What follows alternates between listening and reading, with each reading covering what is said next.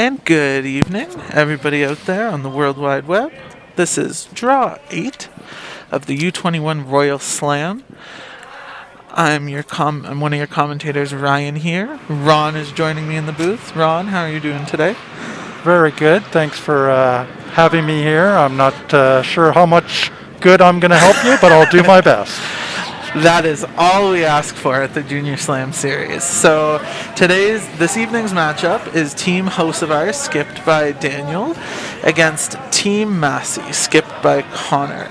Team Massey will be throwing red stones, and Team Hocevar will be throwing yellow. And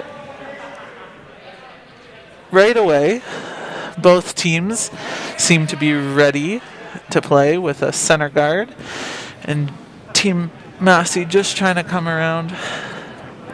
Seems close if it's in the house.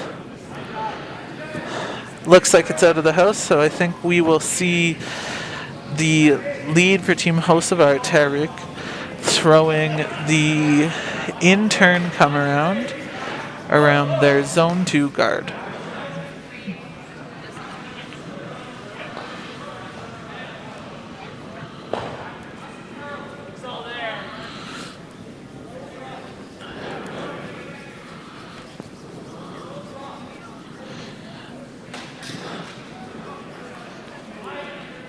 So like we've seen on this sheet before, it seems to be holding a little bit straighter on that board side with a little bit of finish right at the end. Really big sweep by Joel and Kevin to get it there. But it still is mostly exposed for Damien. See maybe a nose hit or maybe even a hit and flop under the center.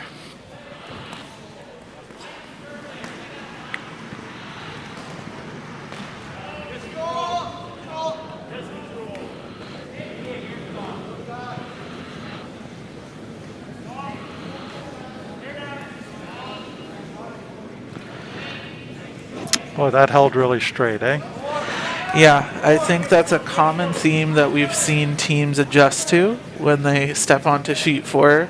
That side with any outwards motion or maybe a little bit higher weight, it does seem to hold there. Right. So Ron, for those who don't know you in the curling community, what have you been up to recently? What boards or groups are you a part of? So I'm from the Ottawa area. I've been involved in the Ottawa Youth Curling League for quite a few years. Since its inception. I think we're starting year 7 this year, although we had a year off last year like most of the curling community. Yep. So mainly in youth curling. I do curl myself, but highly non-competitive. So you play for the beer at the end of the night, by the sounds of it. We actually have a microbrewery as our sponsor. We wear hockey jerseys with their logo on it. So that gives you the probably a picture of the depth of my experience. Well, there's nothing wrong with that. No, I have a good time. The guys that I curl with, we've been curling together for years. We have a great time. And we all have a similar attitude. We like to win, but the beer tastes the same at the end of the game. And a nice hit and flop there from Grant. Get under that very tight corner guard. Yeah. And I think we're seeing Daniel ask Joel for a run back here, that very close, probably 2-3 foot run back, running that yellow stone onto the red stone. And it seems like Team Hocevar has picked up that maybe that side closer to the board is a little straighter, so they've opted to throw the other turn. So you've been watching this sheet for quite a few games now. Do you find it straighter both turns?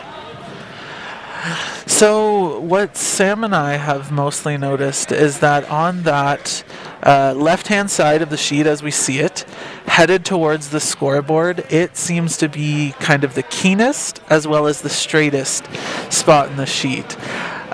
The other side of the sheet, as we see it on the right-hand side, it seems to be the more swingier side, and by more swingier, we're talking maybe just an extra foot of curl. And yeah, so I feel like going towards the scoreboard is the biggest difference in the ice conditions. Headed towards the home end, that board side seems to hold a little straighter, but it's definitely more comparable in terms of curl. Right.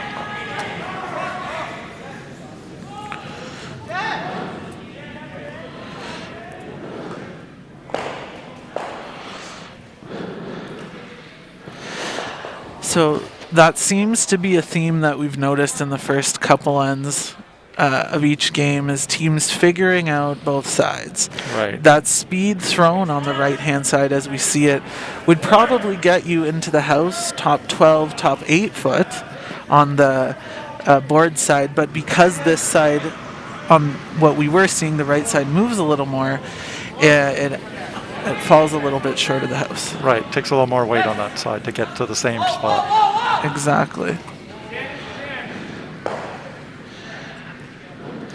So yeah, so just to finish up a thought there, so I don't want to leave people thinking that I don't understand the game of curling or that I don't have much experience, because I'm also a certified coach, and I've had the pleasure of actually guest coaching you once at the Super Spiel. Yes. So I do have a little bit of curling experience.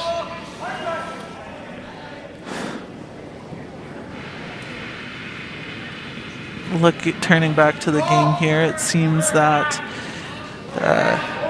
Team Massey is still kind of figuring out maybe the best weight and ice combination to navigate that straighter side. Right. And right away you see Daniel make the adjustment. He understands it's not going to move a lot. That's only about 2 feet of ice. But it's good to see that they're picking up on that difference. And for Kevin here, as a lefty, he needs to be thinking, okay, this is his out turn. It might run a little bit straighter. So it's important for him to factor all of those in terms of throwing the weight, because it should be pretty keen here.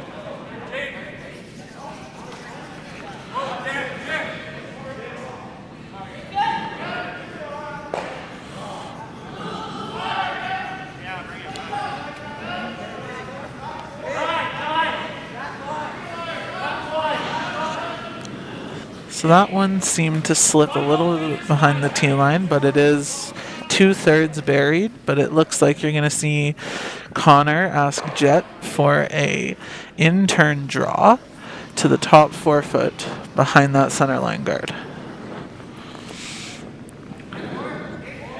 Taking similar ice, maybe with the little less weight, we'll see a little finish here and get a little bit more guarded.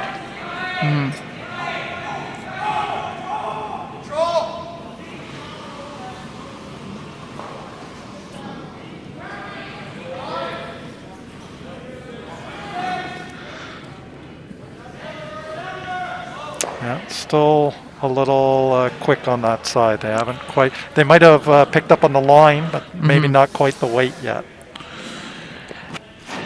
Yeah, and I mean, I think that's why we've seen maybe some teams choose to play this first end a little bit cleaner, kind of getting into the swing of things, feeling out the ice, because it's one thing to say it's happening and watch it happen. It's another thing to live it. Yes, for sure. So I believe Daniel gestured for a hit and roll off of that red stone. Taking very little ice. Yes. I think it's really interesting that Team Hocevar is deciding to take the play to the back of the house I think maybe a potential second shot option could have been just the straight come around, knowing you've seen that path a couple times. And if you're heavy, you still kind of accomplish this takeout. Yeah. But a nice roll. Yeah, well executed. Yeah, and it leaves Connor throwing his first stone as a draw to the forefoot.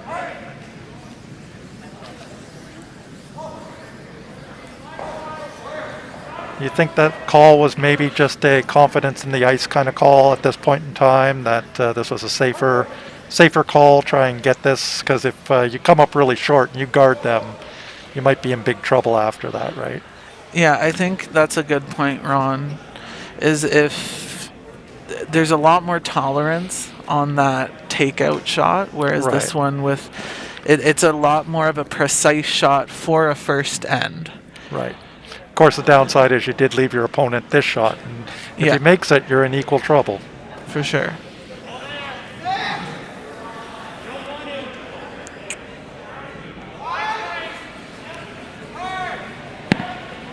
Seem to be going for line. Seems to be moving a lot more than what we've seen. Now that one started, so it seems weight sensitive probably, because a little less weight. And you're right, it did move a little more and a little earlier. Yeah.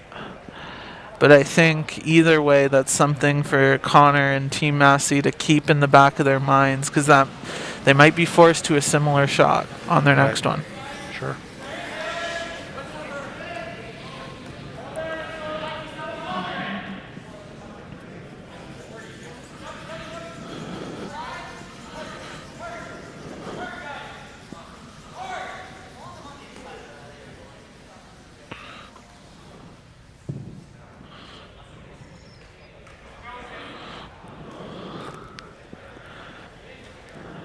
So it looks like they gestured for a top 8 foot, top 4 foot draw.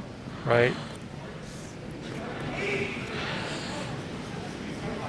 So it'll be interesting to see if this stone moves as much as we just saw for Team Massey. Because if so, it might not be enough ice. But like you said, Ron, I think this spot, and especially this part of the ice, is very release and weight sensitive.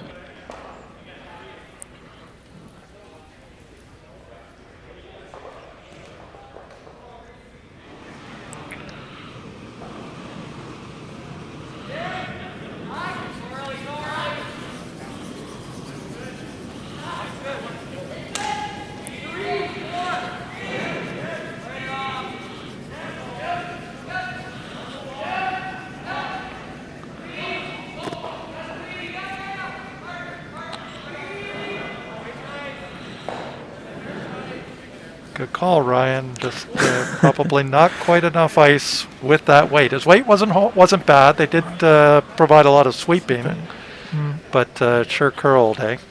Yeah, I think the other thing, just comparing, Team Hocevar's first stone was a takeout, but comparing the two draws in that path, Daniel's rocks seem to be maybe half a rotation less. So that could have maybe played a factor in it kind of maybe breaking a little bit sooner and really getting in there. But for Connor, this is a pretty key draw against two yellow counters. And kudos to Team Hocevar for putting the pressure on in the first end. Sure.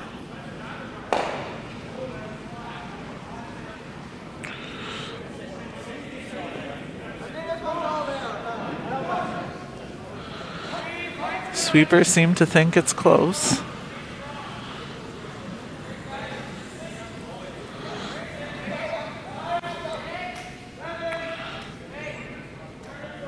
Grant's really leaning into that one to try to get it there. Wow. And it seems to have maybe just got caught out in a path that hasn't been used a whole lot yet. So that's an experienced skip talking right there, I'll tell you that. Yeah. So as a lead, I don't notice a lot of these things. It's interesting to hear your commentary. I mean, as a coach, I try and watch these things too, but you picked up on it right away with releases and rotations, different paths on the ice. Now, as a lead, I do take pride in knowing different spots on the ice for weight and such. But yeah, it was good pickup by you. Yeah, I think that's something that these teams, both that are playing on the sheet now as well as those who are going to be playing on it later, if you take advantage of watching the live stream, even if it's just for an end or two, to see what the spots in the ice are doing early game against the later in the game, I think that's really important because as we've seen stereotypically, that straighter side that we've identified tends to start to move a lot more later in the game. So it'll be interesting to keep that in mind moving forward. So there we go. On the other side that hasn't been played very much, we see the guard coming up a little long. Yeah. And I think if I'm Team Hocevar in my end meeting, I'm saying, well, guys, if it ain't broke, don't fix it. Sure. and right now, being aggressive, it resulted in a steal of 2 for Team Hocevar, and I think taking it to them might have been a kind of strategy or conversation the team had before the first rock was thrown. Right.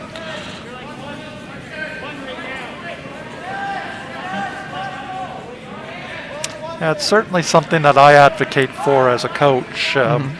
Pressure, right? If you can make the other team make their shots, you're going to have very good results usually. Now, you can't stop them from making their shots. Exactly. But forcing them to make their shots is a big difference usually. Yeah, and I think with that element of pressure, kind of building off what you're saying, it creates these potential for forced errors. If you have your rock position in a certain way, or you have an end setting up the way you'd like it to, it really puts the onus on the opposition to be specific in where their rocks are going, how much weight they're throwing, and all of that stuff.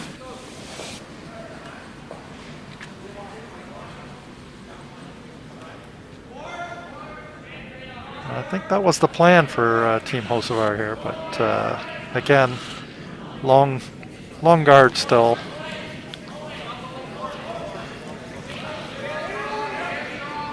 Might have liked that one to be biting, just to put the force on, right? You never know those little biters. They take away the blanks. They add that little extra pressure.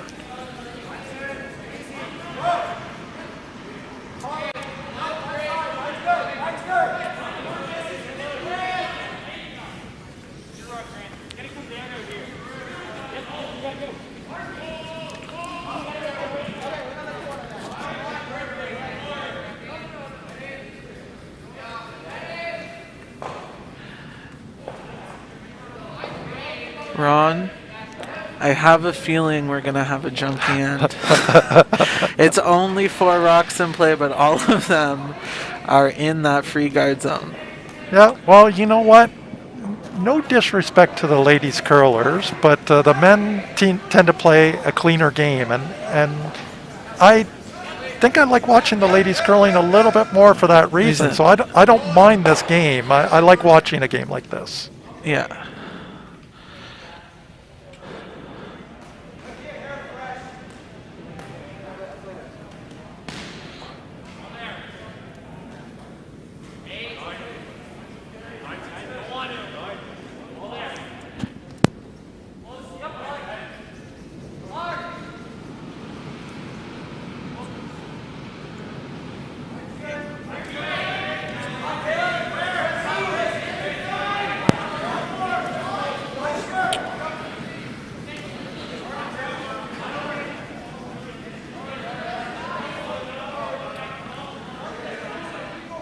What do you think about this call, Ron?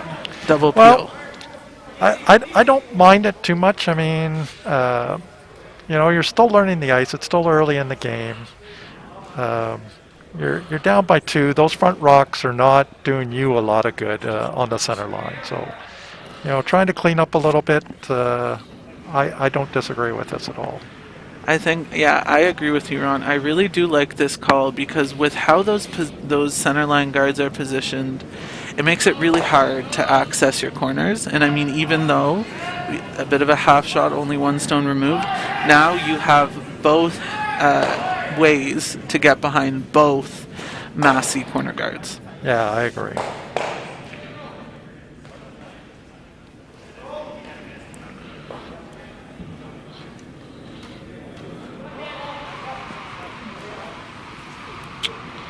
Joel's second stone here, asked to make that out turn draw to the top 4 foot.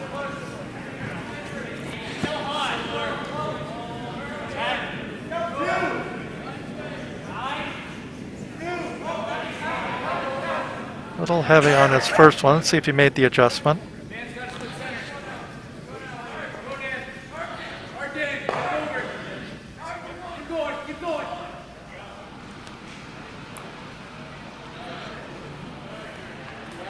And it just hangs on, biting the back 12 foot behind the guard.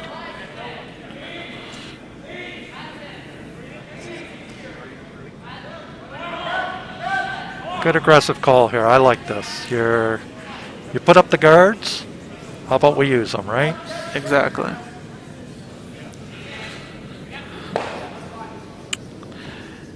And I feel like I've been a bit of a broken record today, but I'm going to keep going for it. This is a very big shot for Grant and Team Massey. Getting those first 4 stones set up properly can really help a team close out the end of a successful end.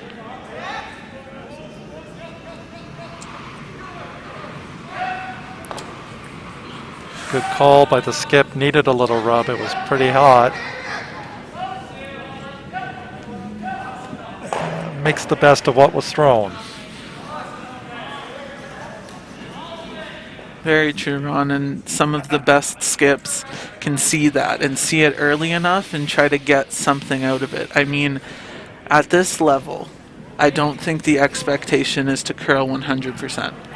And I think doing the most with those misses and trying to turn them into a half shot is really what separates the teams. So I think you would agree that really the only way to get that kind of experience is to play the games, right? Yeah. You have to be there, you have to see it happen, and just be prepared. Yeah.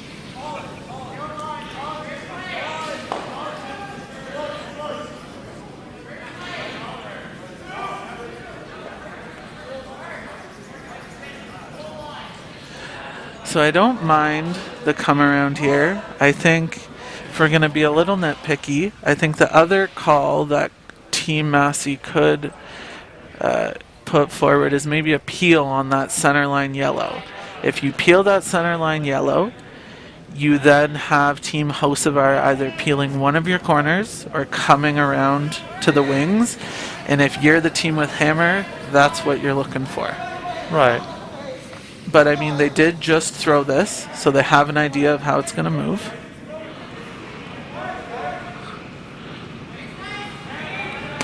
Little light.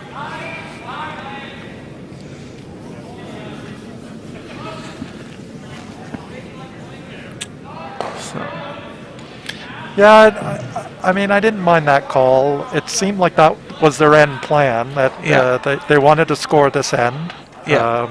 So no real issue.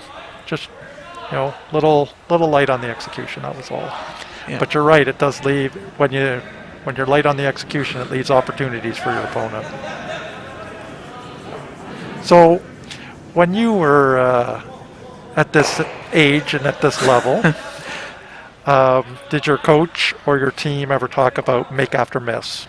Yes, so that's something that we always made sure to touch on, because if you're thinking about it, if your opponent team misses, that next shot you have is almost like a freebie. So you want to make sure that you do the most you can with that freebie and really put the other team in a world of hurt. So this is a really key shot here. It seems to have moved on them. But But given wasn't a perfect shot, it still makes it really difficult for Team Massey to come around that corner that they've been looking to. So, considering a tap. yeah, I think the tap is a really, I'm trying to think of the right word.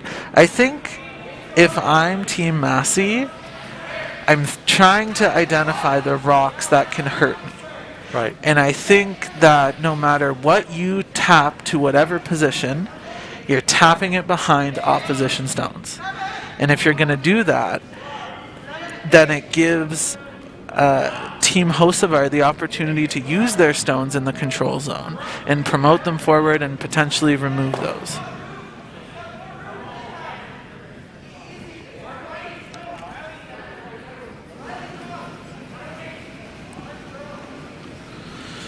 So, both teams still struggling a little bit here with weight and line, trying to figure out the ice.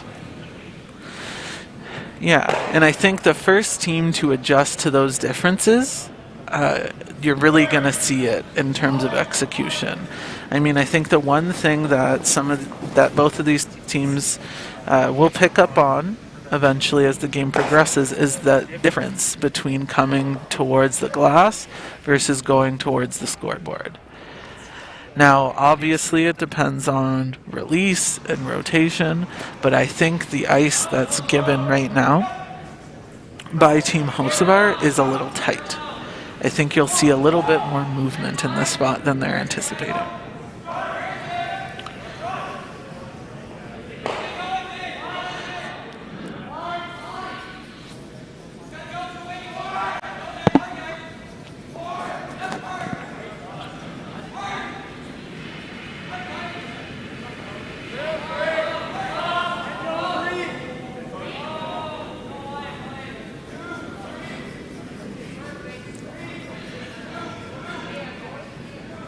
Really big shot here by Daniel, trying to get in there for top 4, put some pressure on the opposition.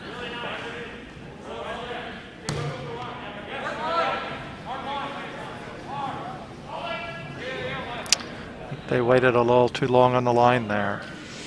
Yeah.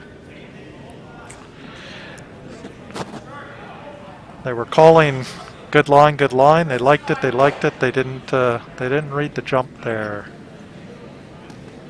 And I think one thing, if I could say to Team Hocevar right now, if they choose to rewatch this later, is in practice, we always focused on my teams to have our close sweeper always down and cleaning.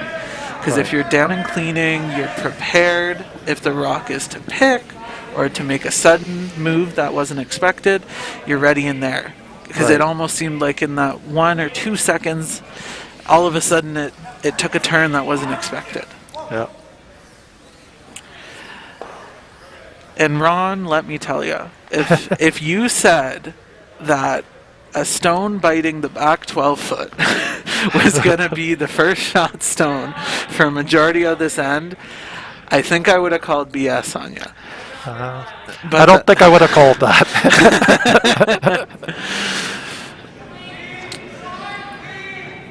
So, but it's going to be a really difficult port for Connor to navigate, considering there's not a lot of leeway on both sides. There's Team Hocevar stones on either side of that port. Yep. So it'll be a real team shot to get in there.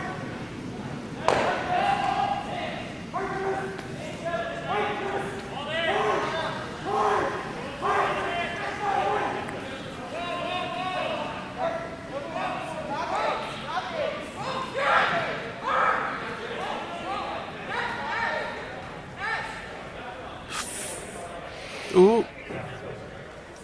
Little kiss. And it sits for shot in the back 8 foot.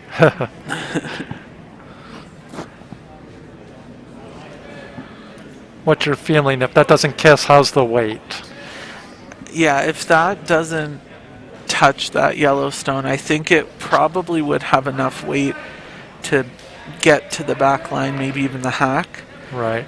But with how it was going in there, it actually might have done an inadvertent takeout on that back 12-foot stone. Yeah, they had a little bit of backing there, right? They could have. It would have helped them a little bit either way. Yeah.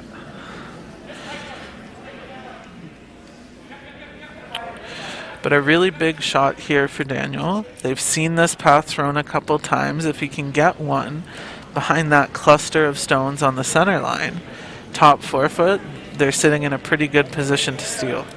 Yep.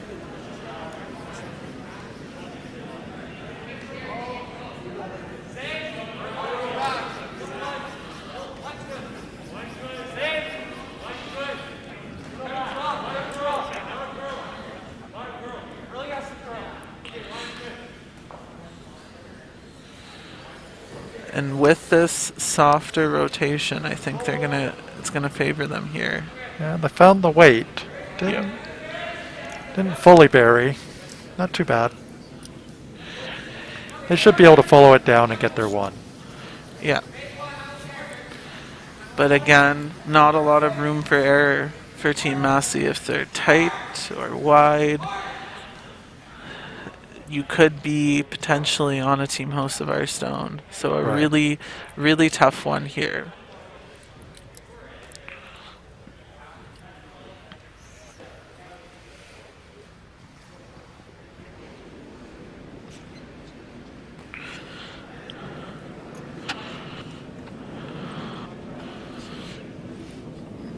Final stone being thrown by Connor, trying to navigate that port to get to the button.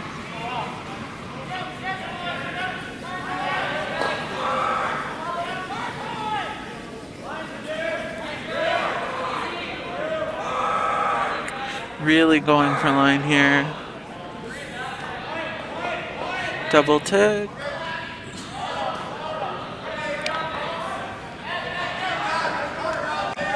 I believe that's a steal of 1 for Team Hocevar. The weight looked really close, Ron. Yeah, it was close.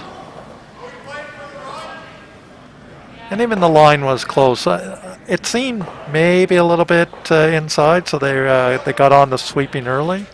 Mm-hmm. Just unable to hold it.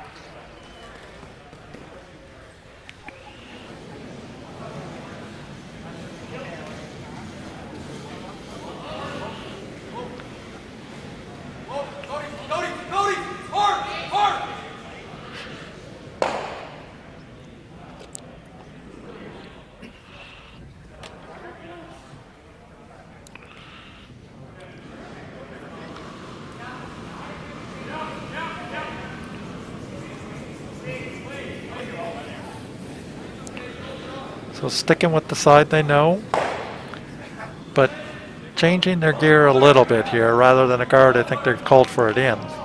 Yeah.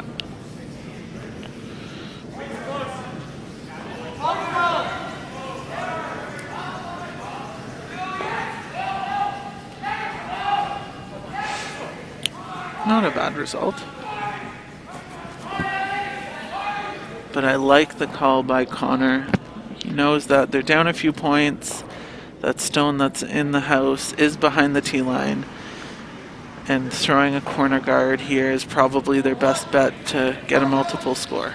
Absolutely. I think that's experience and good coaching, right? It's you have to be ready to score here. That rock, you can't deal with it yet. Yeah. Big sweep.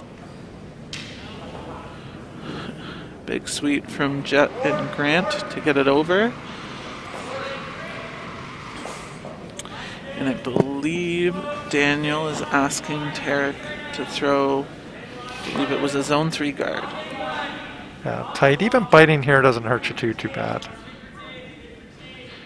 Yeah, I think you're absolutely right, Ron. Anything like a zone 1 guard here, I don't think is your tolerance. No. Making sure that you're bringing play into the house, especially with your stone being behind the tee line. It's definitely the side to miss on.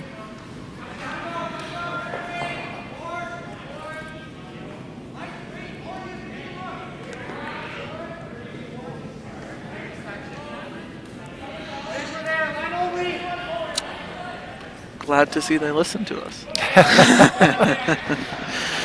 A little bit on the heavier side. Definitely didn't hurt Team Hocevar, and it looks like Damien is being asked to come around that corner guard. And this is a call that I love to see, because I find so often teams will throw the corner guard, and then the play will get congested in the middle, and it's almost like it kind of escapes them that they threw the corner guard. Yep. So definitely make sure to come around it, which they are here, and this looks like a good one from Damien. Yeah, really good. Oh, very nice shot. Good line, good weight, good judge by the sweepers. That's a team shot right there. Yeah.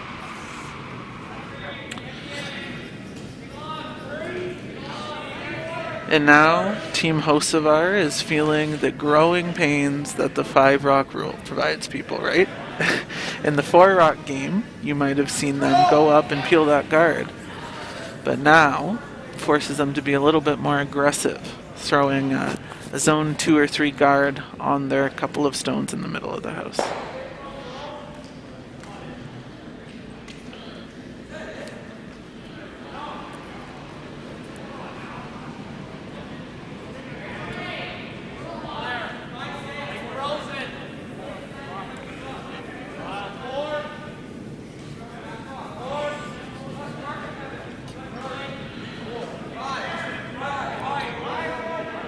Pretty good start to the end for both teams here. I think they're adjusting well to the conditions, learning the ice. A little deep, but not too bad.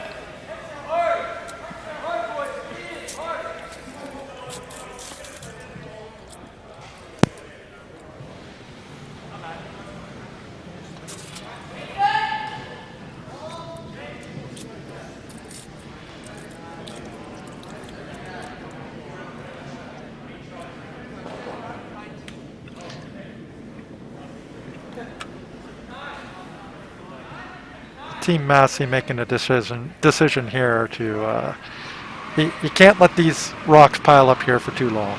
You gotta start to make things happen. So let's see some yellow go away, but ideally we're gonna keep our red here and maybe roll in behind your guard. And that's a pretty good result. You'd be happy with that.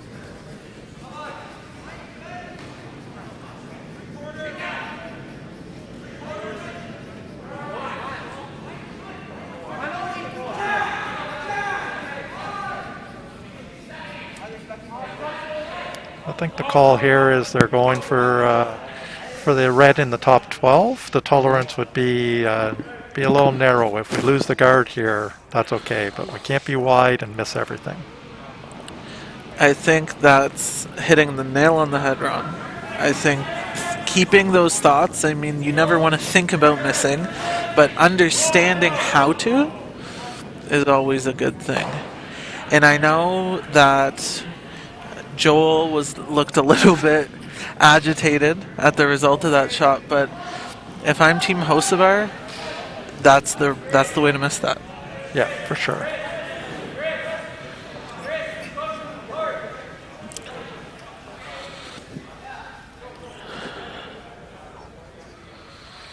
So it looks like Grant is being asked for a hit and roll towards that other yellow stone on the left-hand side of the house.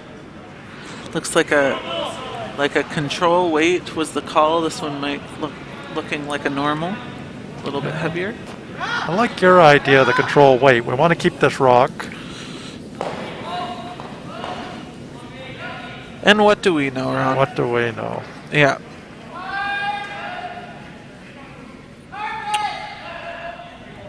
That yellow did stick around, but there are a couple double opportunities for Team Hocevar. So if you're coaching Team Hocevar, Ron, do you like playing this double on the nose, or do you think maybe playing those two, like the cross house double, to sit in front of the other one? Which one are you thinking? I don't mind this one. In my mind, the key is to make sure you keep your shooter here, to try and keep some pressure on them. And I think that this double probably had the best likelihood of keeping your shooter. Good point.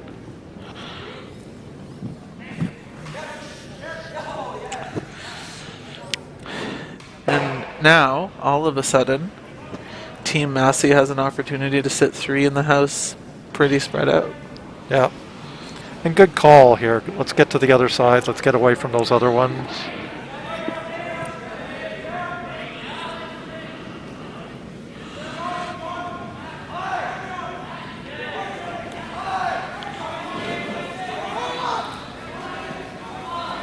Learning a little different spot on the ice here. The sweepers are concerned it probably needs a little help.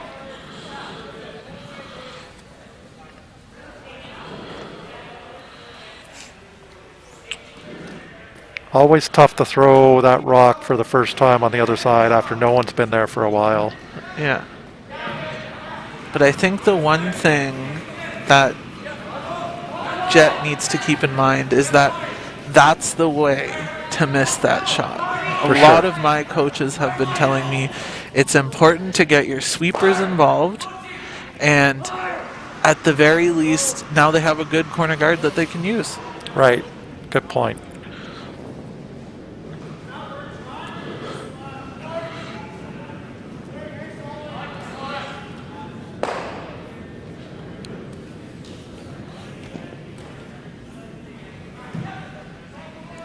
Team Massey still sitting 1 here. Fairly good position to get there 2. Like you said, that guard's going to help them here. They can get around.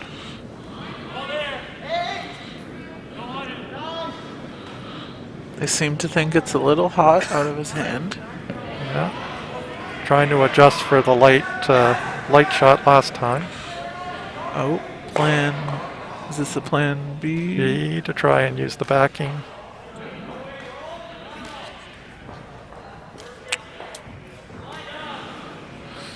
Good thought.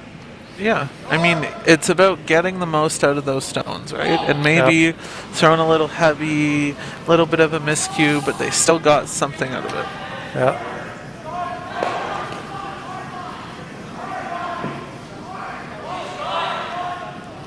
There's a good skip.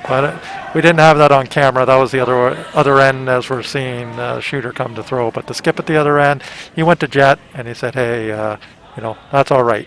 We'll make the best of that. You'll make your shots next time." Good little pat on the back. I like that.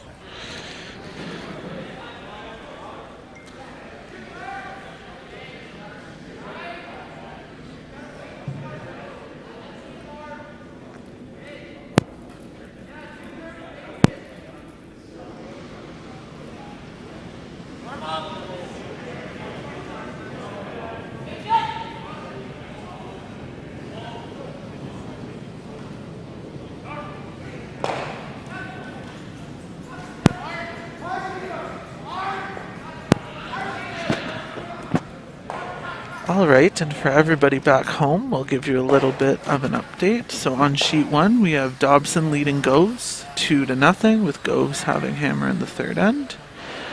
On sheet 2, we have a tied game 2-2 between Malima and Ingalls. Ingalls has hammer playing the third. On sheet 3, we have Team Mitchell leading Team Prenovo 3-1, with Team Mitchell having hammer in the third. And on sheet 5, we have a 1-1 game between Team Bryant and Team Knee-Page. Team Knee-Page having hammer, playing the third end.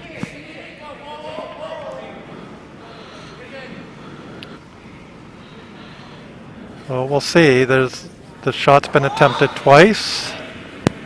We'll see if they can make the come around here.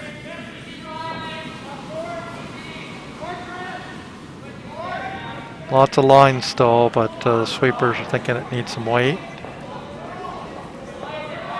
Important to get second shot here anyway. Give that pressure. Make sure your opponent has to make their shot.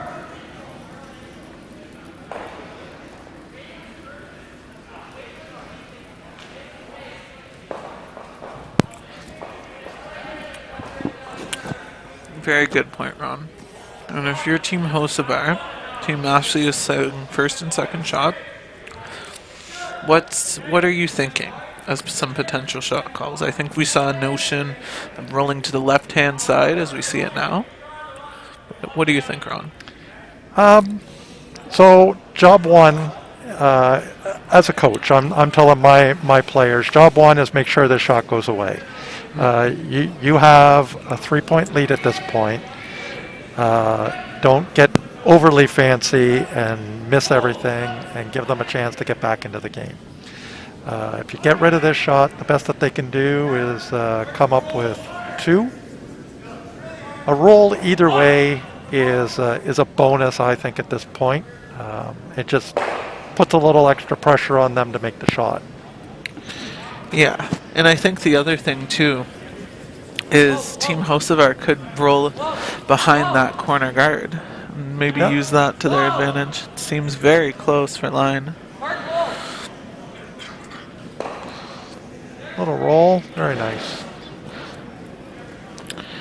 It seems about half buried behind that red guard, and now it leaves Connor with a decision. Is he going to try to chase it on the kind of in-turn hack weight shot, or is he going to just throw the run back? And I think we saw him signal for like a hack to board weight hit.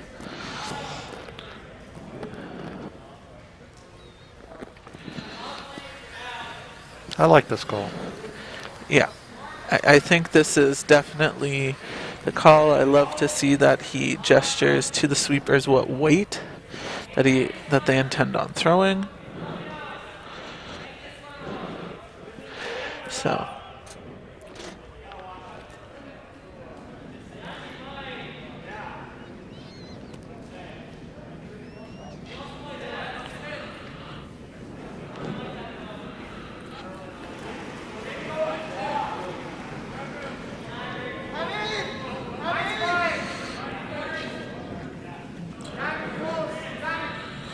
and as Sam and I have talked about, once that rock goes over that center line, it does move.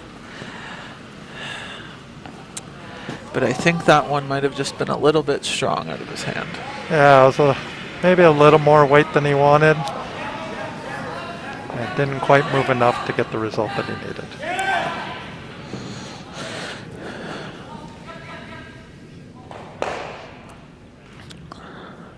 So we have a 4-0 lead for Team Hocevar headed into the fourth end, with Massey having the last stone advantage.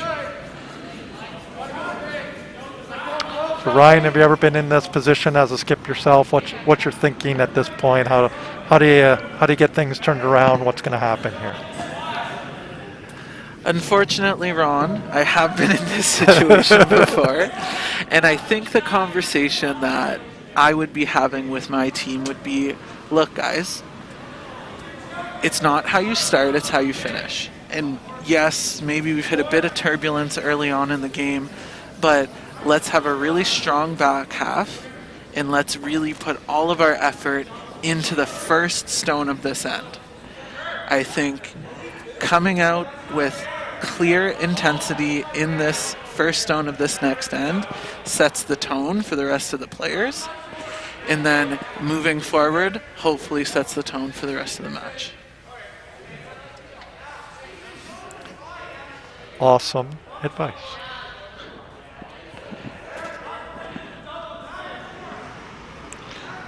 I think if I would add anything, like if I was coaching and I was in a post-game meeting, I would probably like the skip to take a little bit of responsibility also here. I think he'd be the first Connor would be the first to admit here he had a shot, and the team had put him into a position to get to there. Wasn't an easy shot, wasn't a give me, but I'd want my skip now to go to the team and say, hey, you guys, you keep it up. I'm gonna pull my weight too. We're gonna do okay here. Let's get 2, right? Yeah. Let's score and get back into this. Because they played a pretty good end. They set up their corner, they got around their corner, they caused a few misses, and they were setting things up well. The back end didn't finish the way they needed to on that one, but we're gonna pick it up and let's go. Exactly.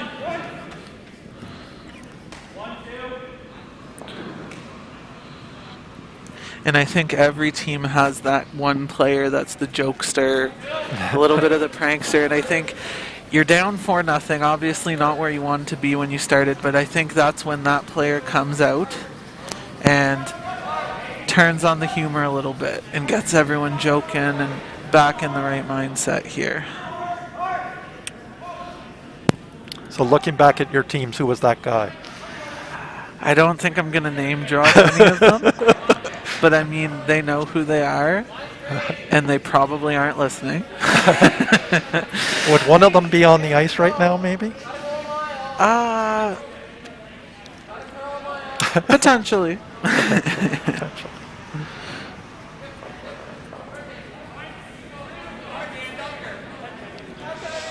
Yeah, sorry, I didn't mean to call you out there. No, it's fine. It's all good.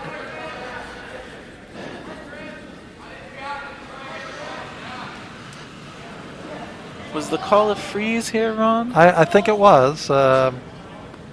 If nothing else, it was the let's make that shot happen based on what was thrown. So good call to get it there. Yeah. It's in a relatively good spot. And I think the other thing that Team Massey could be a little bit stronger with in the latter half of this game is establishing a bail point.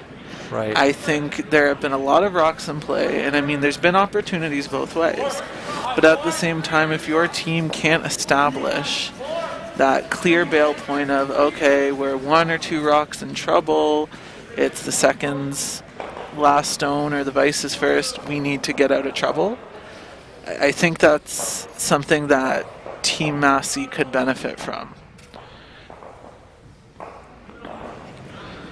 Good call to freeze back there. Yeah.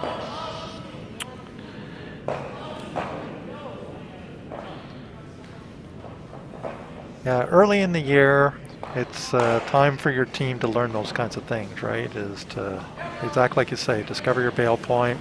How long do you stay with your strategy? Each end's goal.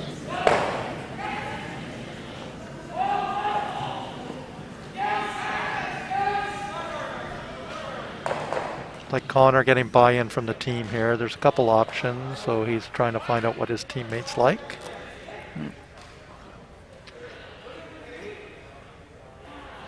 It looks like they've settled on that. Yeah, well, the teammates liked it, but the coach didn't like it a whole lot. So we're going to have a timeout here to have a discussion.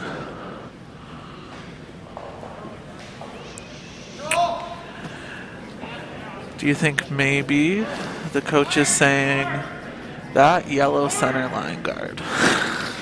Yeah, maybe? That's certainly doing them a world of hurt right now. Yeah. It's a good time to go out, talk options, even if you don't change what they want. You can, get the team refocused, get them back in, do some of the things that we were just talking about. Bringing some levity, it's not the end of the world. Let's just get our 2. Focus on what they've talked about in practices or strategy sessions at this point. And get everyone back in line. I know as a coach, one of my particular techniques or preferences is I don't tell the team which shot to make. And I don't know if you've ever had a coach like that that would come out and say, hey, no, this is the right shot to make. And I've seen coaches like that over and over and over again. My personal preference is discuss with them what they're thinking, get a viewpoint of their options, ask if they've seen another option, but in the end, I'd let the team make their own decision how they wanted to play it. Yeah. No, I think that's a good point, Ron, and I think that kind of speaks to the evolution of coaching. And I think maybe the role or the traditional role a coach would play before would kind of just be to identify, okay, no, this is the shot and this is what we're doing. But these days, coaches seem to be more in tune with what their players are thinking and feeling and what their gut is telling them to do. And I think that's good, because even if the coach has an opposite opinion on what shot they'd like to call, it at least gives the opportunity to have that dialogue. Yeah, because I think that's almost exactly what happened here. This is the shot that they were thinking about that they were going to call. Maybe they've discussed weight options. We don't have to peel everything here. Maybe we can just move some stuff around. Yeah. But in the end, they're sticking with the same sort of shot that they were thinking about before the timeout. And this is something that, as a player, this shot is always huge, because the coach has taken their time, one of their 2 timeouts, have that conversation. Now let's buckle down and make this shot as a team.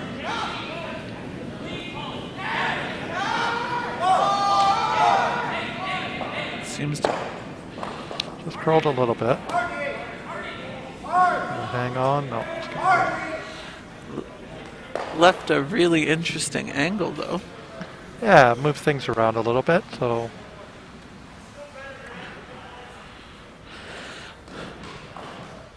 So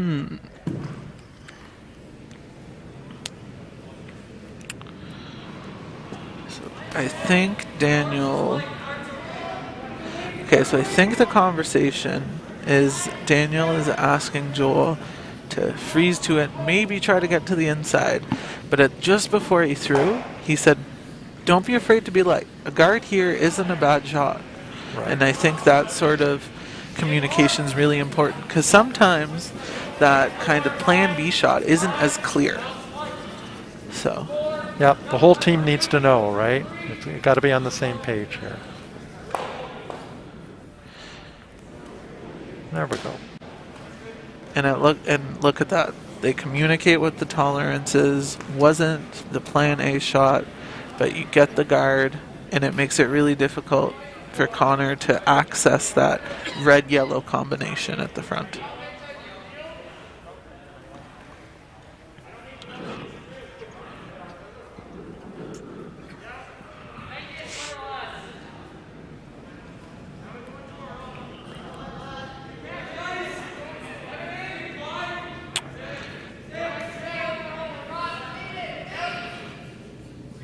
What are you thinking here, Ron?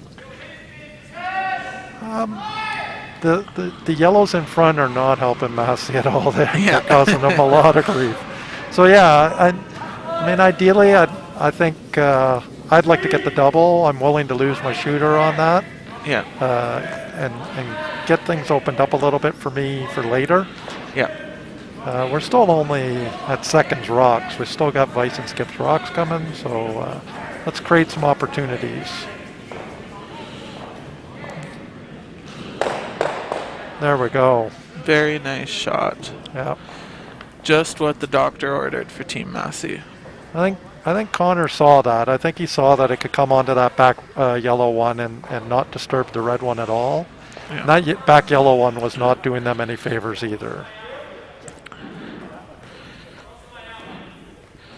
It had to be dealt with sooner or later, and the more guards that went up, the tougher it was going to be to deal with it. So early in the end, yeah, and like you were talking about, what's my point where I need to make a decision here and bail out a little bit?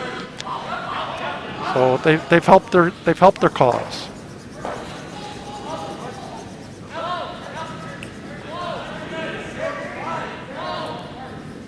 Joel's trying to get it to finish over for a little flop under. I think it's about half tucked behind that long center guard. Yep. Well thrown.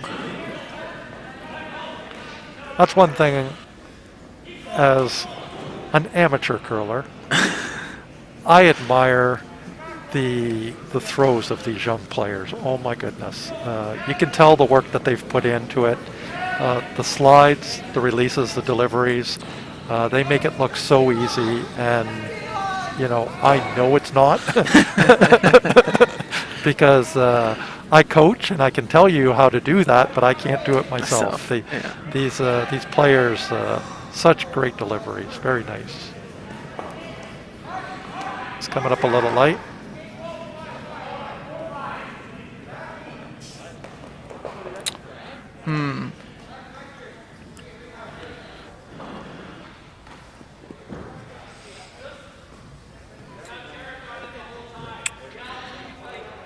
So I think the call from Daniel was to try to get Kevin to come around that red centerline guard and make it top 8, top 4 foot, I believe.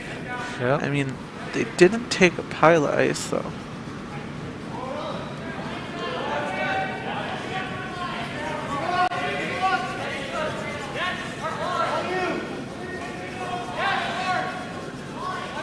Curling early. Held out by the sweepers. It's really going in there for them now.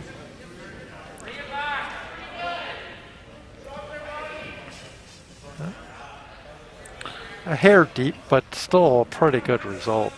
Three yellows in there. This is the pressure. Yeah, and this is the sort of pressure that we've seen so far kind of cause one or two of those forced errors, right? Yeah. Oh man, they're sitting 3 in there. I really need to make a good one. And usually, when that's the thinking, you have to make a more difficult shot, right? Yeah. So they're calling a pretty difficult shot here. This is a very, very long run. Oh, little wick. Little bit of luck on their side there in the result. Got a slow clap from the member in the audience. I think, though, Team Massey still needs to be careful because with how those rocks spread out, there still is only one draw to the 4-foot path, and that would be where this redstone is. Right. So I think if I'm Team Hocevar, I'm just trying to think. I mean, a hit and roll under to be buried is great. A nose hit isn't even that bad because it forces Team Massey to deal with it.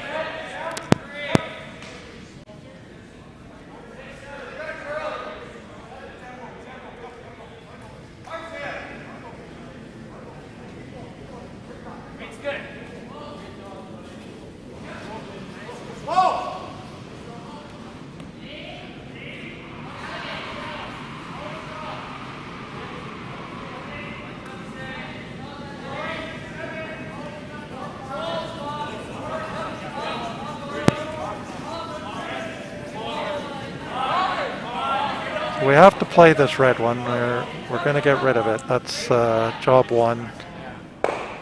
Nose is not a bad result here. It is closing off the draw path.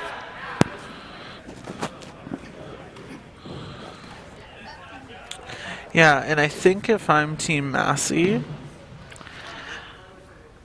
I'm a little bit nervous about that Yellowstone because if that is oversimplified, if that's the only path that you have into the button, I worry if this one doesn't work out perfectly and they either put another guard or another one blocking your draw path, you're going to have a really tough path to get in there for shot.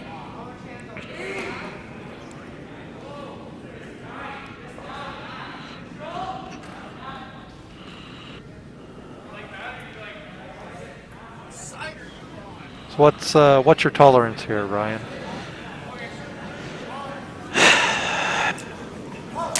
It's a really tough question, Ron, because I'm so scared of that yellow. I think I'm throwing this one overhand at it. But I think on this one, there isn't much tolerance. I think heavy is probably better because then maybe you don't block that path for yourself. But I don't mind where that ended up. That is, it gives them a rock that they can promote. But if I'm Team Hocevar, if I make a promotion of that Yellowstone or even just a guard, I believe Team Hocevar is sitting first and second shot, both one at the top 8 foot, one at the back 8 foot. If you throw a guard in there, it's really difficult for Team Massey to get in there. I agree. And I think maybe that's, I mean, obviously it's early season. This is some of the first ice time that most players have had access to. And I think that is an opportunity for a learning moment. And I think hopefully Team Massey re-watches this and they see, you know what, that yellow one could cause me a lot of hurt. And if I'm Team Hocevar and I know that that yellow one is going to cause Team Massey a lot of trouble, I almost don't think I want to move it. I think they went through the exact same thought process as you did. They were talking about the tap for a little while, and then they looked at it and said, "Wait a minute, we're sitting 2. You know, the guard isn't such a bad option here," and I think they're right. And I think the other thing to keep in mind here, Ron, is Team Hocevar came into this end up 4. And I mean, if you're up 4 without hammer, and I'm Team Hocevar, I'm not thinking as much about the steal. I'm thinking about how can I force my team, my opponent, to a really tough shot and maybe get a steal. And I think the guard is the best shot to do that. That's really well thought out. Sometimes I do think too much, Ron. Let me tell you. So this one seems to be moving early on them. A little light. Is it going to get over? Yep.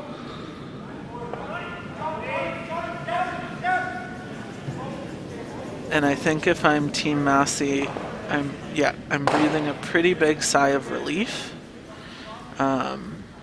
And I think you're going to play that red tap for 1. And I mean, if we're playing for the perfectionist, I think if you can get maybe a quarter of that red one with back 4 weight, you actually might have a shot for 2. Yep. Kind of split for 2. It in. Yeah. So I agree with you 1,000%. In my experience, when I'm coaching a team in this situation, I still always tell them, focus on job 1. Let's make sure we score.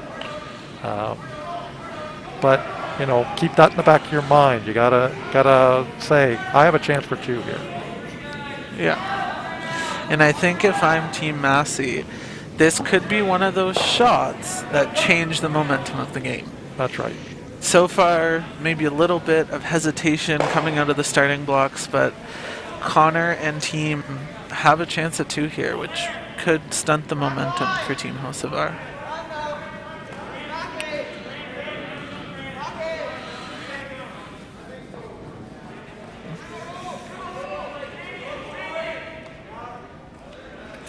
Oh. Little heavy, didn't curl quite as much as they needed it to, and that was the only result that they really didn't want. They could have been on that rock and tapped it up, or the split, or the bounce off, but tough result.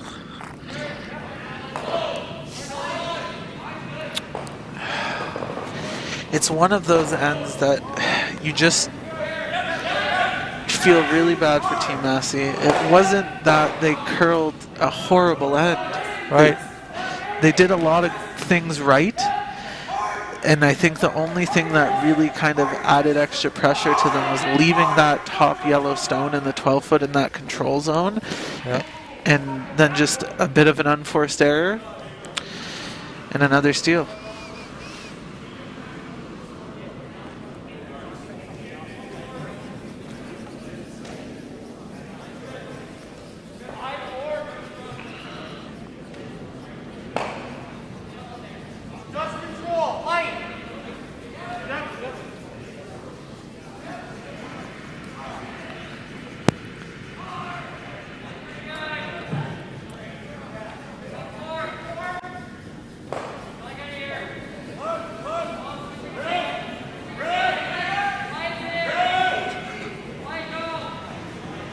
So we have Team Hocevar sticking with their strategy from the last couple ends. It's put the first rock in.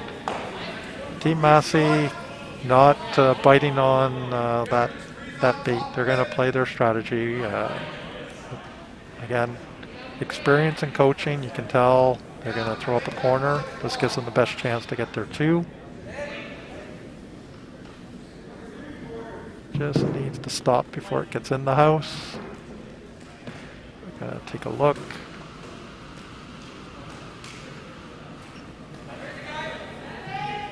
I think they've agreed that it just did touch the ring. So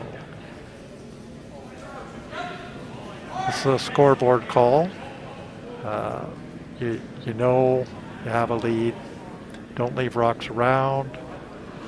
Don't give them a chance to score. If the rocks are in the backboards, they're the ones that can't score for sure.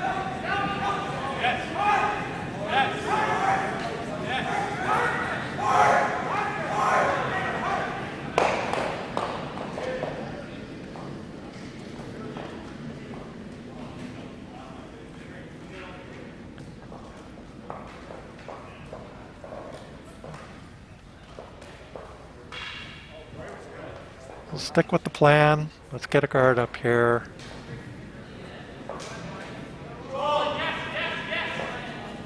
Try and make it better this time.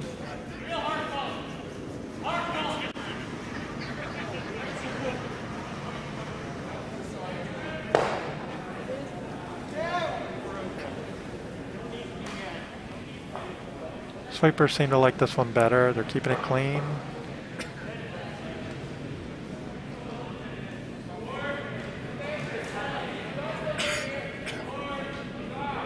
And there we go. That's a good recovery. I like when a player learns from their first shot, they come back to make their second shot. It takes a bit of a strong mind. It's that part of the game that you have to also build.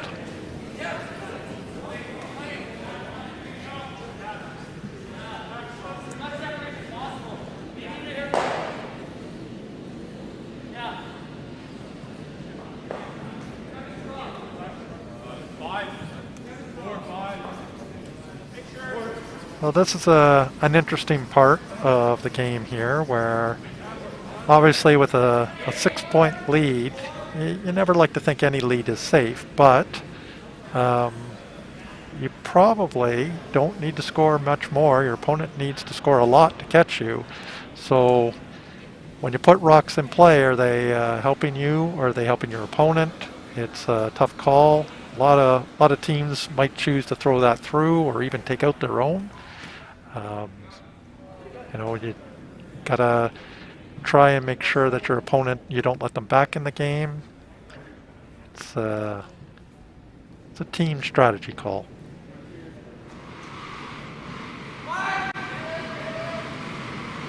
Connor sticking to his plan. Put up a guard. Gonna try and use it. Get around. He's probably not super unhappy to see some rocks in play here. Line is looking really good on this.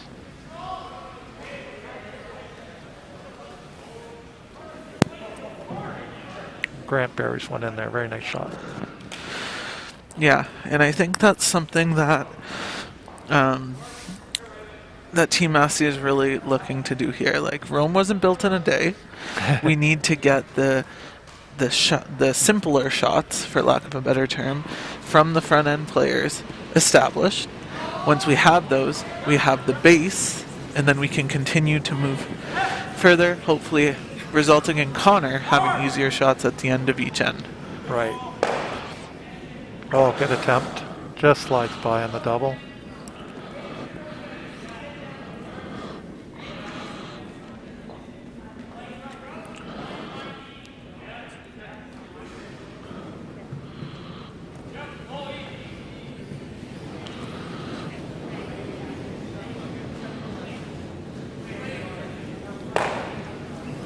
Team Massey choosing to throw up another guard at this early stage of the end still. I like it, Ron. Your shot stone. You're trying to delay bringing the play into the house, and throwing the corner guard here is a very good call.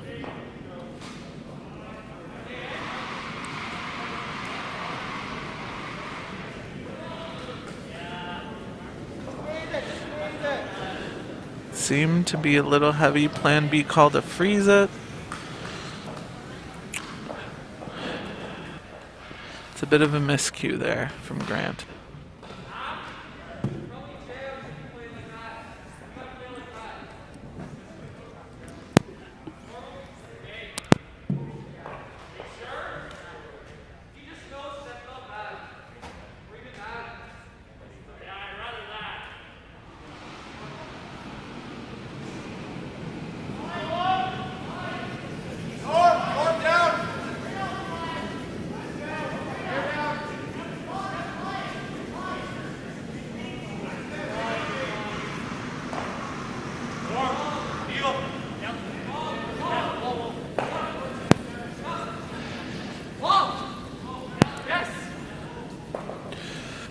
Call here.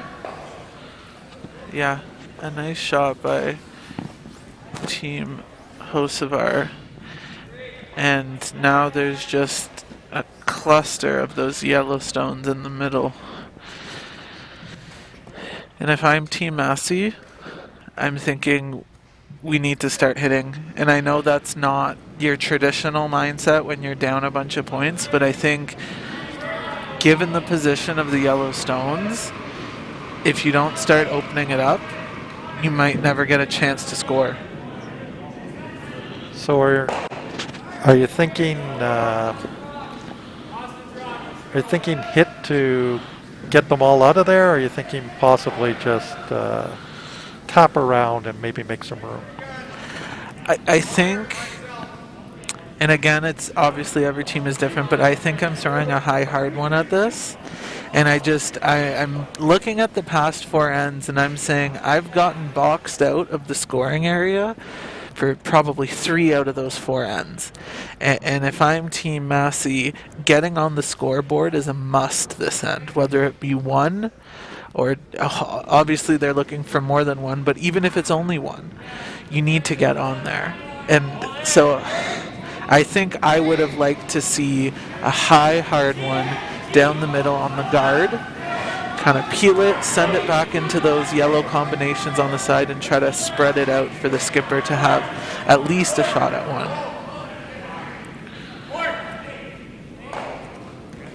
Yeah, I'm not sure that helped them very much right there. No, I think that attempt to get to the Yellowstone in the top 4 foot and either a freeze or tap, it just seemed to overcurl on them a little bit. And I think Team Hocevar has adjusted to the changes in the ice pretty well, understanding the paths and spots and speeds on each side, either going towards the glass or towards the scoreboard. So it looks like Jet is being asked to make Kevin is being asked to make a hit and roll out. And I think that is a very smart call. Yeah, I agree. To roll out. You don't need any more points right now. And at some point, Team Massey is going to start using your own rocks against you. And I think that stagger is something that Team Massey could draw behind. Or at the very least, there's nothing wrong with blowing it up and making sure your skipper has a last shot. What do you think, Ron? I'm with you. I think you probably need to move some yellows here, as many as you can. Yeah. He looked quickly at the in-turn draw, but we've seen it's pretty straight on that side. I don't know if he'd bury enough, and it's a pretty tight scoring area. I think moving some yellow here is a good call. Yeah, I'm assuming that is Connor's call for peel weight, but when I saw it, it looked like he was saluting us. So it seems like this one's going to be coming pretty fast.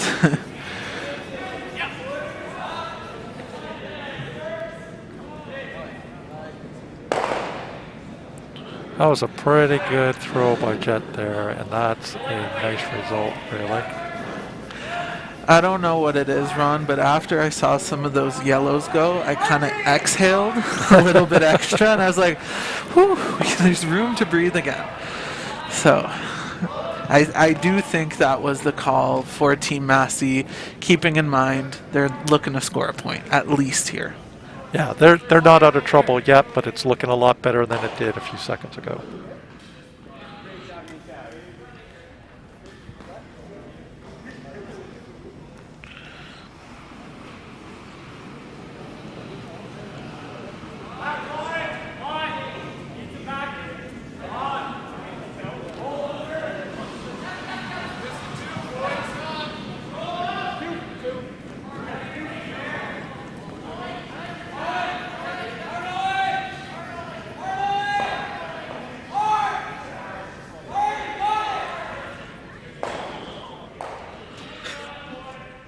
I didn't see the exact call here. The ice looks like it could be just guarding the hole. Yeah.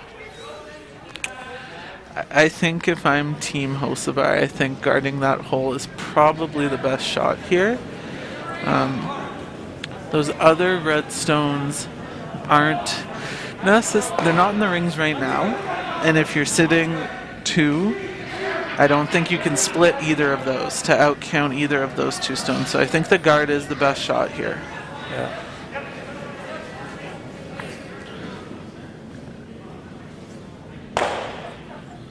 Nice shot.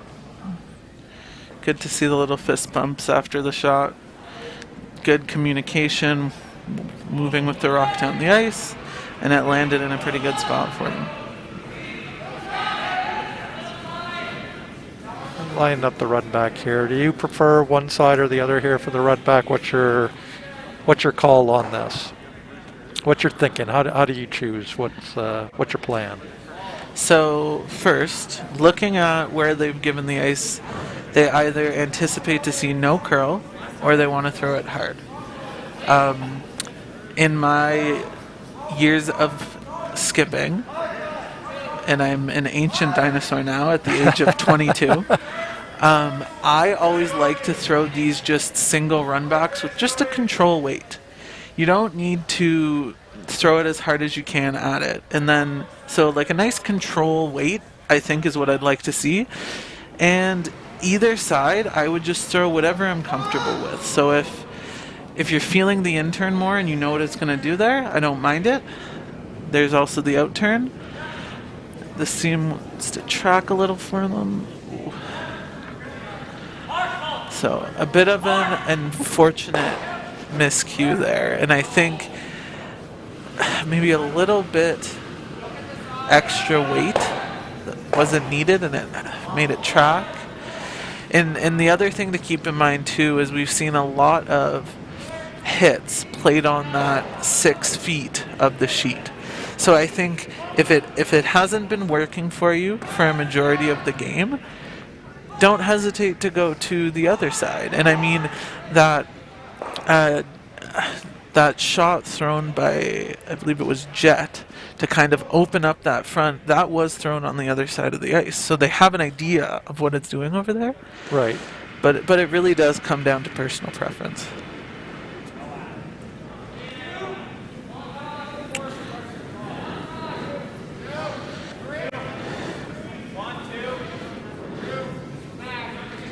We're going to have a timeout here. Coach is going to have a little discussion with them. I think he's maybe got something in his mind that he didn't see the players discuss, at least. Yep. So he'd want to just bring it to their attention, see if they've at least considered all the options. Now, Ron, as a coach, and given the circumstances of this game, Team Hocevar leading 6-0, when you were thinking about, do I call a timeout, do I let the guys keep playing, do you ever factor into the interaction that the opposition gets to have? Absolutely, absolutely. So, I've seen it happen a lot of times where you're giving the opposition coach an opportunity to talk to their members also, and that's not always a benefit.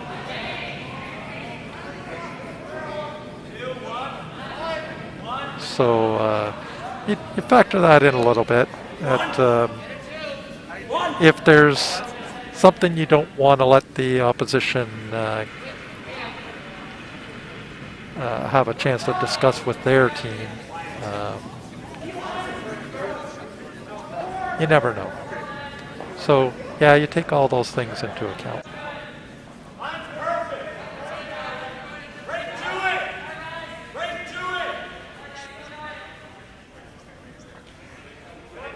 So I'm not sure that we've changed the call here. I think it looks like same ice. Maybe the team discussed it with the coach. The coach laid out what he saw, and they had a conversation about it and came to an agreement that this wasn't a bad option.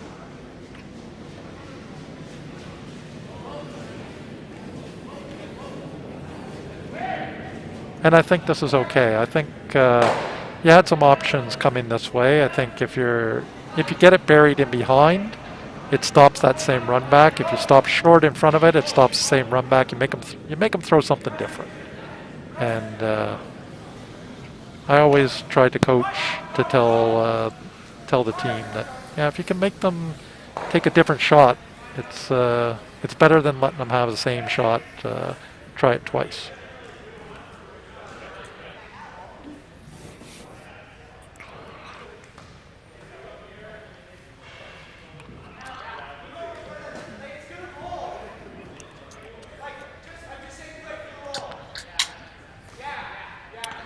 Big shot here for Connor.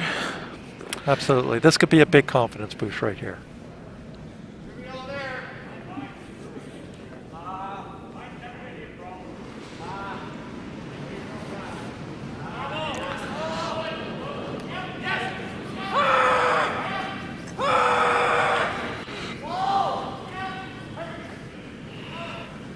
Looks like it might have curled on the Murley.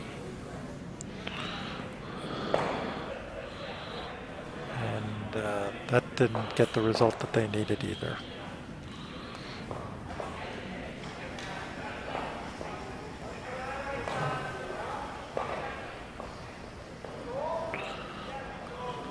It's been pressure. You know, Team Hocevar has done a good job at putting some pressure on Massey to make him make shots. It's been tough.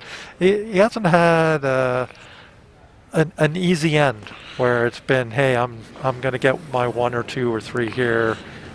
Easily. They've made it so he's had to make some shots. Now he's had some opportunities, but yeah, you still got to make them. They're just not coming out for him at this point. I agree, Ron. It's been a sustained pressure from Team Hocevar throughout this game, and I think at this point in time, if I'm Team Massey, I'm just looking to make good shots. Yeah.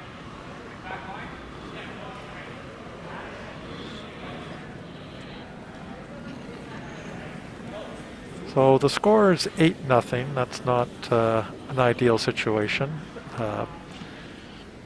If you're on the plus side here, when do you start to change your strategy again? So we saw at the start of the game, Team Hocevar was throwing up center guards and then coming around. They got their lead. They'd throw the rock in, and then they would, either continue piling them in or guard them.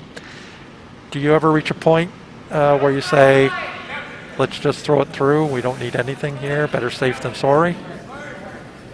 Yeah, so I think that depends based on what each team's comfort level is. I've heard some teams say if they're 2 up playing the last end without, they'll be throwing it through. I've also heard that for others, that is a lot different. They need to be 3, maybe even 4 up. So I think it depends on the athlete's comfort level with playing a more defensive strategy, more peels, hits, potentially doubles. On a personal level, I usually, if I were Team Hocevar right now, I think playing the 6th end, I like this call. Having one in the top 4 foot, but throwing the second one through. Because right now, you don't need any more points to win the game, and every rock you leave in play for Team Massey is helping them. But having that one there at least forces Team Massey to make a move on it eventually.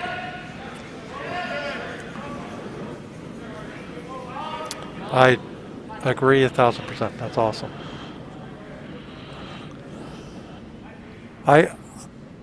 If I would add anything, I like the idea of using it to keep your skills sharp too. Like, hey, let's throw this first shot on the button. Let's make sure we still know the weight here. Let's make sure we know a piece of ice. Might play on this sheet again another time. Very true. Stay ready. Stay sharp. Little change for Team Massey here. Going to go with 2 guards on different sides rather than going in right away.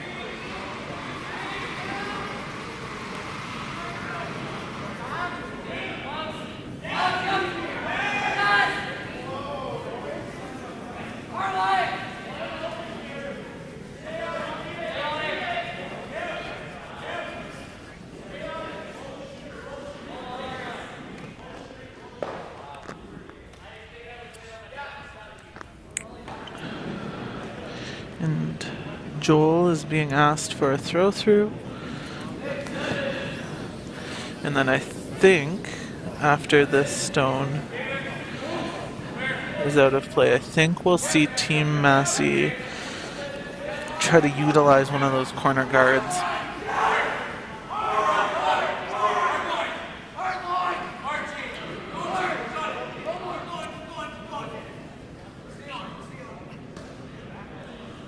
Yeah, it's not a bad call here again. Like,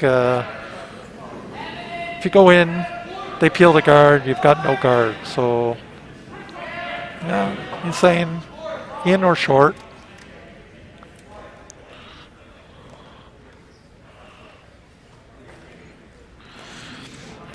Sorry to interrupt, Ron, but it looks like we have our first final on sheet 5. Team Nepage. We're victorious over Team Bryant with a score of 8-2.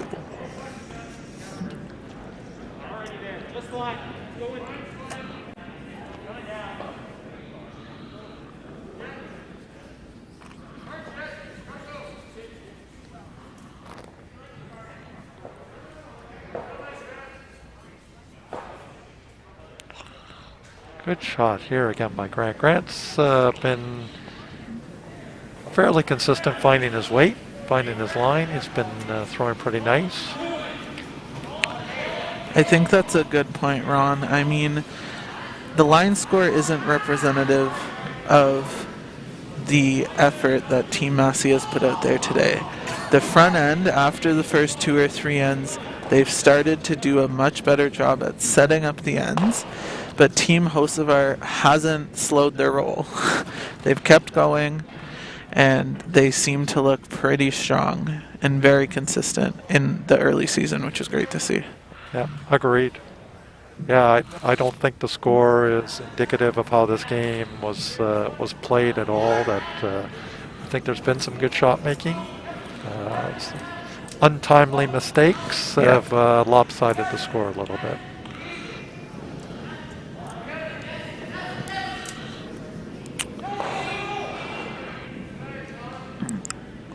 So I believe Grant was asked to replace that corner guard.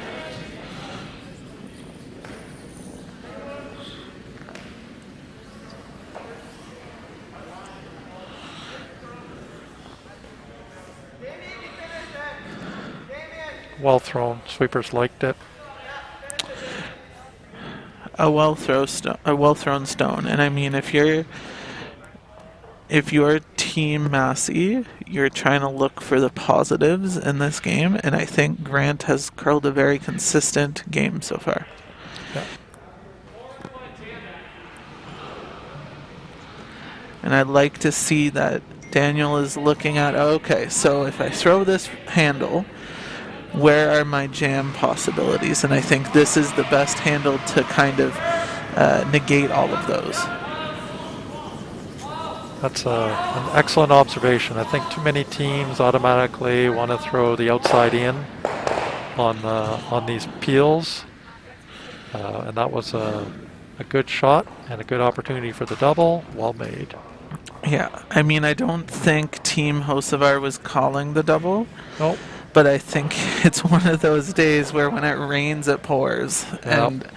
And you got to feel for Team Massey because they had that corner guard and rock behind it set up pretty well for a multiple. But we move on, and it looks like pardon me. Yep. Yeah, Jet is being asked to freeze to that top 4-foot stone that was put there. That first stone at the end, Ron, that was put there by Team Hocevar. Yeah, that's correct. And we move to the other side of the ice, and of course, there's a weight challenge to figure out, and just didn't judge the right weight there. Very tough conditions. You can see in the pictures. You can see the frost creeping in from the edges. It's challenging. Yeah, and I think the players seemed a little bit miffed by that one. Yeah. Might have grabbed something or just took a bit of an unexpected curl. Yeah, could have.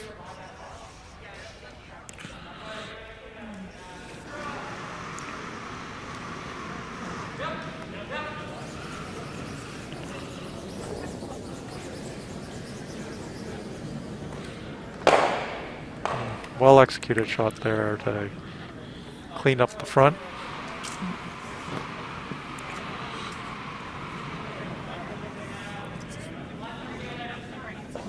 And that's the other thing, you have to give Team Hocevar credit here. They're making their shots. They are. Yeah, they're definitely, like we've said, a sustained pressure. Yeah. They've, from the first stone, lots of rocks in play, ready to play. And it's kind of crazy to think that they haven't had the hammer for this game so far. Yeah. But it just speaks to how well they've been playing. I mean, they haven't needed it. Yeah.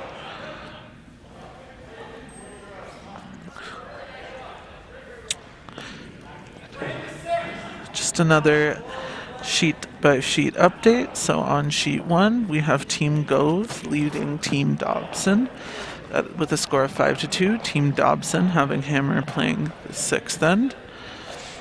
On sheet 2, we have Team Ingalls. Oh, they're posting the score right now. Pardon me. we have a tied game between Team Ingalls and Team Malima. 4-4 playing the 6th end. Team Ingalls has hammer. Oops. Another update. They heard that I was calling, so they thought, oh, okay, let's update the scores. On sheet 3, Team Mitchell is leading Team Prenovo 6-1, playing the 6th end.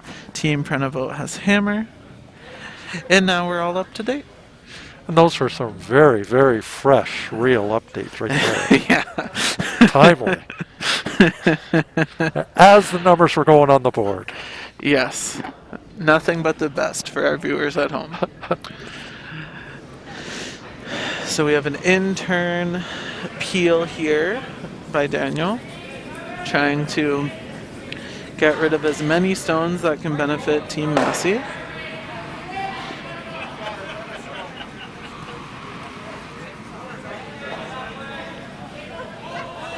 They might have been overcomplicating things there a little bit too. They were looking at lining up the double, getting that shot off the button too. I mean, I don't mind it. It's a good time to practice a shot like that too, right? Mm-hmm.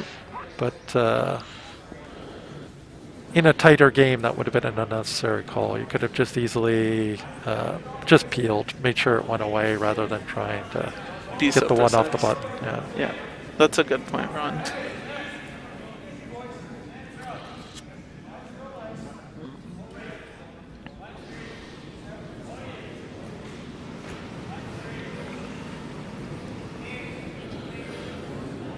Massey, not giving in here. I don't mind this, right? Let's play all out. it would be very easy to say, I'm down 8-0. I'm going to hit the open one. Yeah. Sit there and take an easier shot for my single at the end and just play it out. He's taken the opportunity here and made a really, really nice draw. I mean, a really nice team shot there. Grant and Damien carried that as far as they could, just haired the guard, and now it's fully buried, and it begs a question for Team Hocevar. I feel like this is one of the few moments in the game that it kind of makes them question, okay, what do we do now? Yeah. So what do you think is the call here, Ron? I mean, you look at the scoreboard and you're thinking it probably isn't going to have too much effect at the end. I play this like it's a tight game. I play it in my mind like I need to make this shot. Yeah. I like the tap. I would play a little gentle tap, put that top 4, back 4. Make it ideally that you couldn't nose hit and be shot. You'd have to make the double or not score. Yeah, I think that's a good call, Ron. I think the other call you could just see is a straight guard. Yep. But either way, I think I agree. Right now, mathematically, the most Team Massey can get is to this end. And if you're looking at the big picture, if you're Team Hocevar, you're okay with giving up 2 at the worst. Yeah. So make them earn it. Yep.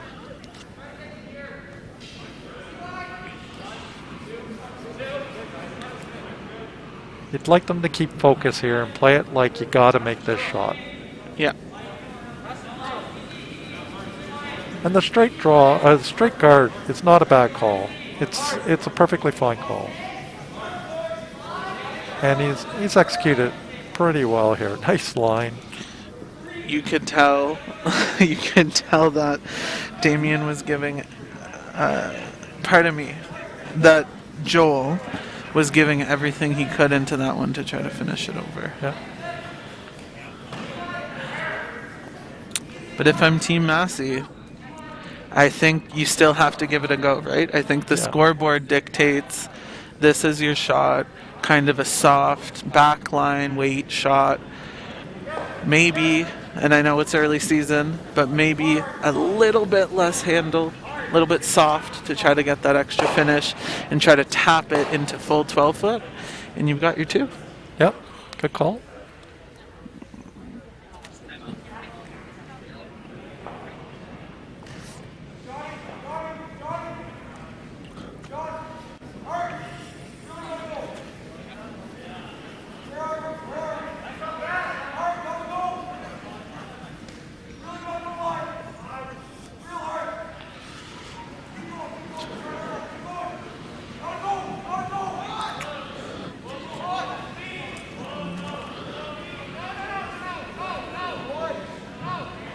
Seem to be calling a little bit heavy.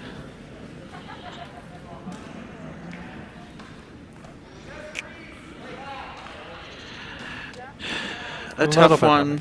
Yep.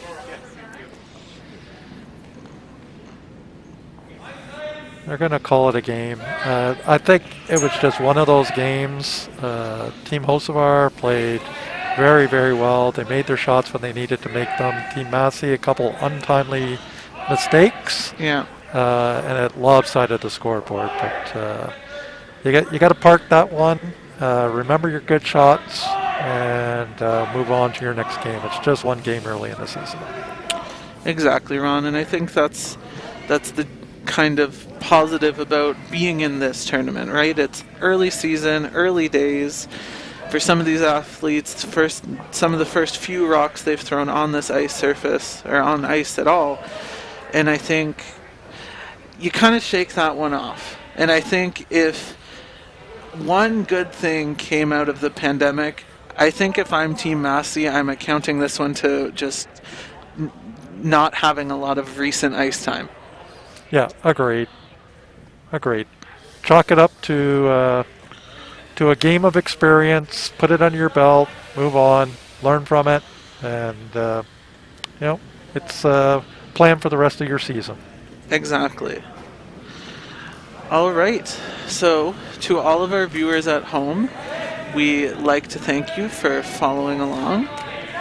And from Ron and I at the KW Granite Curling Club in Kitchener-Waterloo, we hope you have a good night, and we will see you soon.